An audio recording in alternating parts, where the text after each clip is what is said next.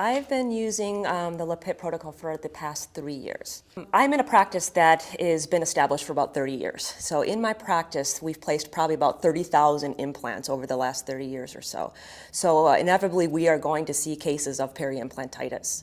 The traditional way that I've been treating peri-implantitis, or had been up to the LAPIP protocol, is what we like to refer to sometimes as the kitchen sink approach, meaning that we're doing a lot of flapping of the gum tissue, a lot of bone grafting, a lot of throwing anything in, hoping that we can regenerate or rebuild bone around dental implants so that a patient wasn't going to be able to lose or have a failure of a dental implant after investing a lot of time and money into getting it in the first place. My patient's experience in the past post-operatively, after I was doing a traditional, what we call, again, bone grafting, flap technique approach, where pain, swelling, discomfort for several days, much more involved post-operative as far as the way they had to clean, the antibiotics they needed to be on. It was a much more invasive procedure. So there was a lot more discomfort over a much longer period of time.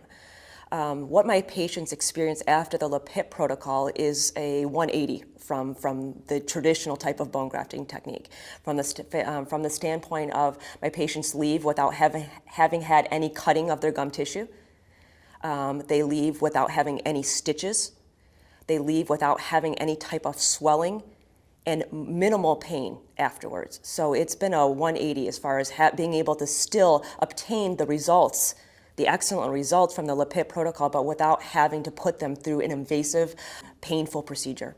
I chose to invest and proceed with the LAPIP and the LANAP protocol for the strict reason that it is the only dental laser on the market that's been FDA approved for true regeneration.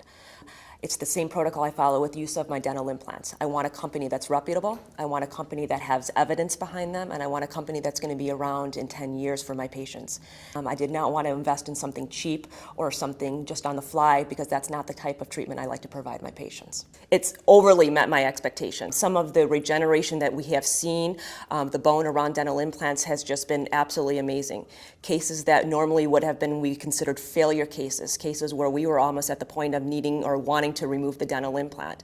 And not only removing the implant, but the reconstruction that it takes in the area of the bone and the soft tissue to regenerate that area to additionally place another implant is not only costly, but it can involve multiple surgeries for the patient, pain and swelling, and all hard things to put a patient through.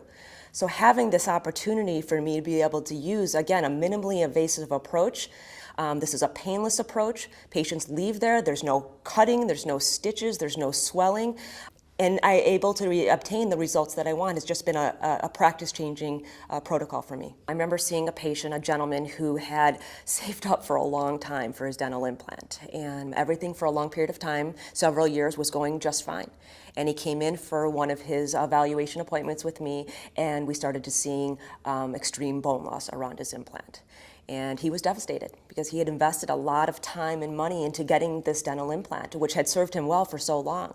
And it was almost to the point of the bone damage that I was going to have to recommend, I don't know what I can do for you. And I don't even know if bone grafting and flapping that and using our kitchen sink approach was even going to be a viable option for him.